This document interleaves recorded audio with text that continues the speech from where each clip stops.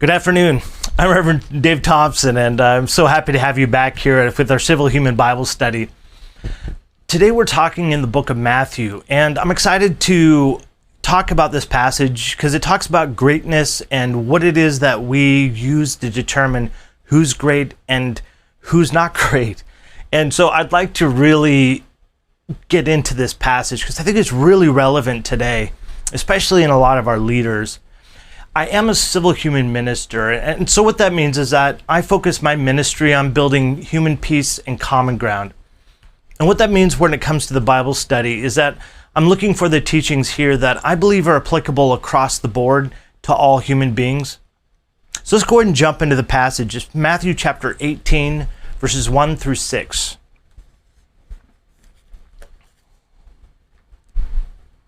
Beginning in verse 1. At that time, the disciples came to Jesus, saying, "Who then is greatest in the kingdom of heaven?" And Jesus called a little child to him, set him in the midst of them, and said, "Assuredly, I say to you, unless you are converted and become as little children, you will by no means enter the kingdom of heaven. Therefore, whoever humbles himself as this little child is the greatest in the kingdom of heaven. And whoever receives one little child like this in my name receives me." So this Bible actually was given to me by my father as a graduation present for graduating high school. And he spent a year or maybe longer going through the whole scripture and writing in notes for me that he wanted to just pass on, or thoughts he wanted to underline. And there's a little note here that I want to share with you. It's small, but actually a good point. He says, "Childlike, not childish." Thanks, Dad. Actually, that's very, very good observation. I want to actually talk about that a bit as we go on. So what's happening right here? The disciples seem to be arguing about who's going to be the greatest in the kingdom of heaven, which seems a little weird, right? Because now Jesus is about to face his death. He just told them, "Look, I'm going to suffer and die at the hands of the Pharisees and Sadducees, the religious leaders in Israel at the time." And these people, his students, all they can think about is who's going to be the most important, who's going to be top dog, how far up the ladder are they going to be able to get. And the word great here is really the sense of the widest possible idea of greatness. So the top of the top. Who is the best in the kingdom of heaven? What does that look like? And which one of us is that going to be? No doubt Peter was chomping at the bit, since he's kind of one of those individuals who seems to be outspoken. So I love what Jesus does here. And I think it's super important and crosses over to our society 2,000 years later very well. He takes a child, puts the child in the midst of the disciples. And then he says to them, unless you change yourself, become one of these little children, or like one of these little children, and humble yourself, then you'll be great. And if you welcome this child in my name, you're welcoming me as well. So what is Jesus talking about, right? That's an analogy. Sure, become like a child, but what part of childhood or being a child is the thing that is great or makes a person great? One of the things that I want to point out here is back in this ancient Jewish society, really adulthood is seen in terms of before and during. So childhood is from the age of obviously infancy up till about 10 or 11, in which case then they go through what's called a bar mitzvah, or for women bat mitzvah, which is this rite of passage that basically means that they've become an adult human being. And so what that means for the children is that they begin to assume some of the adult responsibilities.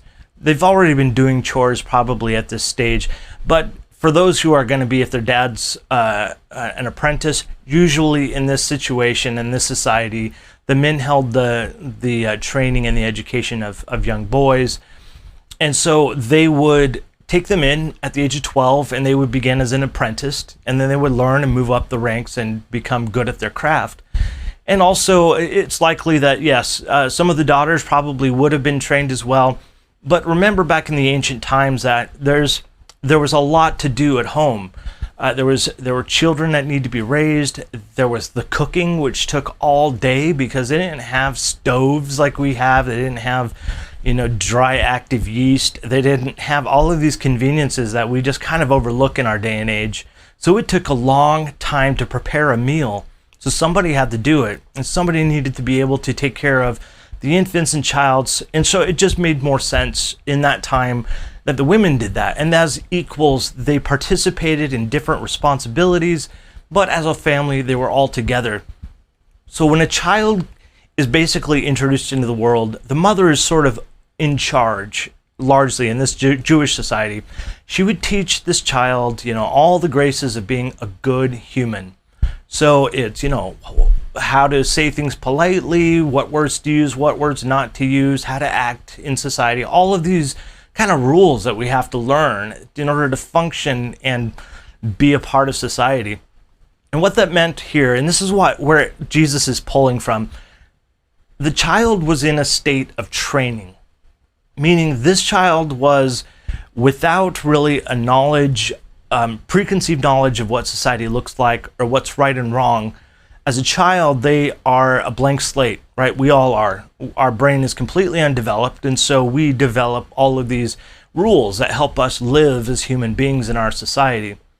So Jesus is pointing to this element of a child, that they are, one, willing to learn, and willing to learn the basics, willing to look at the very basic elements of who they are and to change that. That is very difficult to do as adults. It's very difficult. Those of you who have tried to make substantial changes to your behaviors or your character, it takes a number of years to reverse all that we've come to learn as children. And the word he uses here is to become, unless you change and become like this child. The word change here is a dramatic change of direction. It's going from one extreme to the other. In other words, it's not just a ho-hum deal. It's not kind of try to become childlike, but it is you must become a child. And becoming here is a sense of moving from one character to another. So he's saying, unless you are able to be like this child, meaning to change what you're saying right now, that you think you're great, or that one of you in the 12 should be the greatest, unless you get rid of that whole ideology, that whole structure, and begin as a child, and begin by changing your focus to understand that humility and being able to be trained and to learn in life are the two most important elements of being great in the society that Jesus is trying to encourage us, the kingdom of heaven, as he calls it, or the society of heaven, or the universe for those who are coming from an atheist perspective, perhaps. And then he talks about the fact that whoever receives this child or a child in my name is welcoming me. This word receive is not just, taking in, but it's really more like taking under our wing. The idea in this particular receive word in the Greek is a high level of personal involvement. In other words, Jesus is saying, whoever brings one of these into the fold and takes them under their wing and basically is training them. And he says, in my name. And that basically means, in my stead, in the character that I am, in the teachings that I proclaim, and the person that I am. Name is one way to say it, meaning that it's just Jesus's literal name. But really here he means in the process of Jesus and everything that he represents in the kingdom of heaven, when he says that they're welcoming him. So he's trying to point out here that Jesus, who is the greatest in this, society at this time, and well, generally speaking, that he is becoming a child to enter the kingdom of heaven. And so demonstrating to the disciples that this is the way it's done. You have got to stop looking for power and wealth and instead look to humility and learning. And then he leaves on this statement, which is going to introduce us to tomorrow's study. And that is, if anybody should lead one of these children astray, if anybody should make them feel like they shouldn't be childlike or humble or a learner, then they should tie a millstone around their neck and cast themselves into the sea, which is pretty bad, right? So a millstone is this big rock that they used to lay on another rock to grind stone. And so basically the grain would be, broken apart underneath the rocks.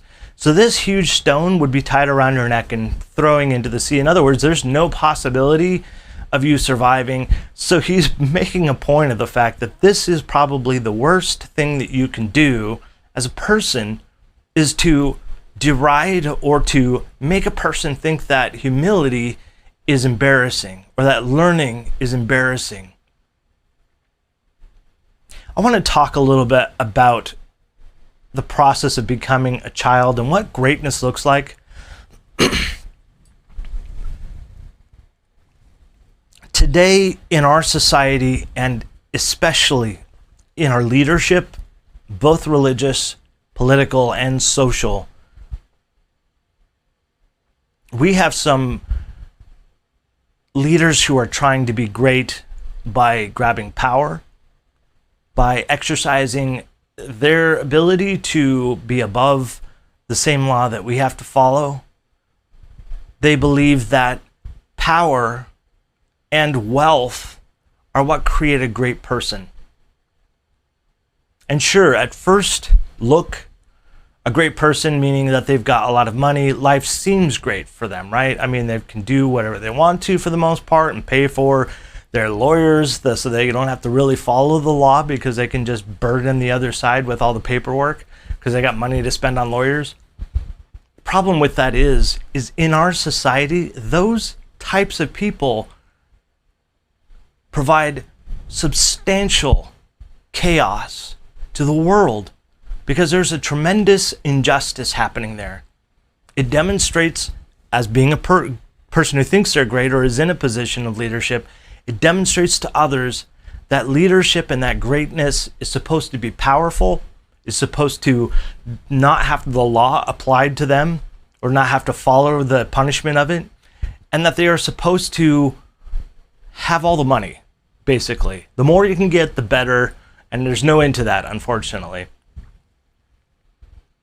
What we need and what is beneficial not only in ourselves, but also in society is this, that we have to look at humility, because people respond to humility.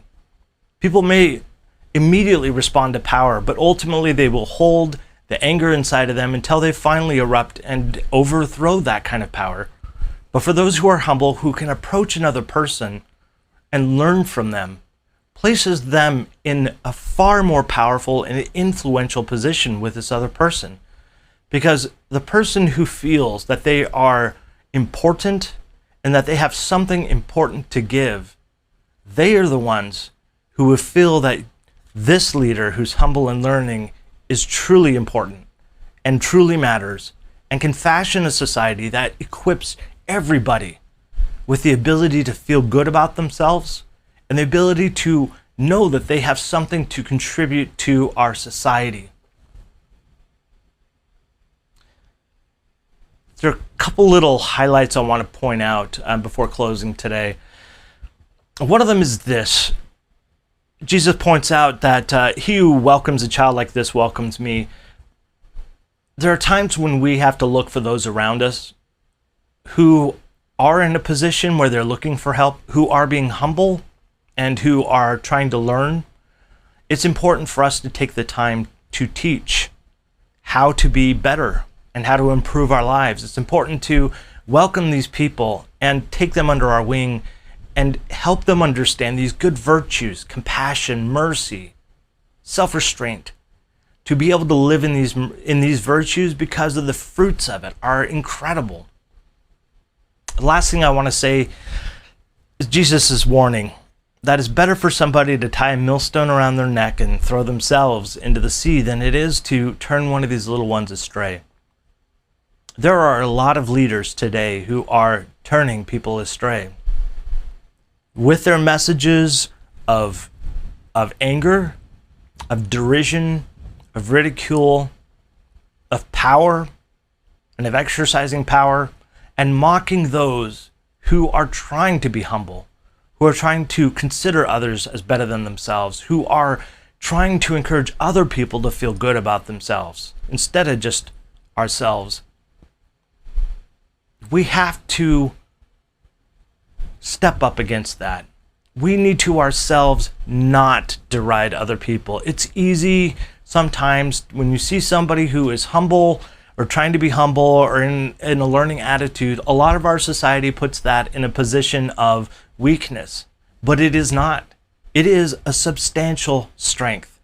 For any of you who have had to humble yourselves to learn from another person, to learn from, recognize your mistake, to learn from it, that takes more guts and more strength and more greatness than just ignoring it and letting it fester and letting the repercussions of that kind of life flow over to everyone around you. But when we are humble, when we can learn, these are the places where we become better people. And when we become better people, those around us will become better people, just because it's going to be a part of our conversation in life, and they're going to like it and see it and want to do the same, because we all really want to have a better life. That doesn't necessarily mean we have more money or more power over other people, but feeling good about ourselves, being loved by others and loving others in return is an incredible, fulfilling joy and peace. I want to thank you for joining me today. If you have any reflections or have some comments you want to contribute, please do that in the comments below. If you are on Facebook, please like my page, and you can learn more about me on revdavethompson.com on my website. Also, if you're on YouTube, please feel free to click on the little button down here. That will give you help you to subscribe to the page so we can keep in contact with one another. I want to thank you for joining me in this process, and I want to say to you, until we meet again tomorrow, live at noon, I love you. And I hope you choose to love yourself. It's the only love that we have any control over. And now I invite you to join me as we go about the rest of our day, loving our neighbors the same way. Thank you.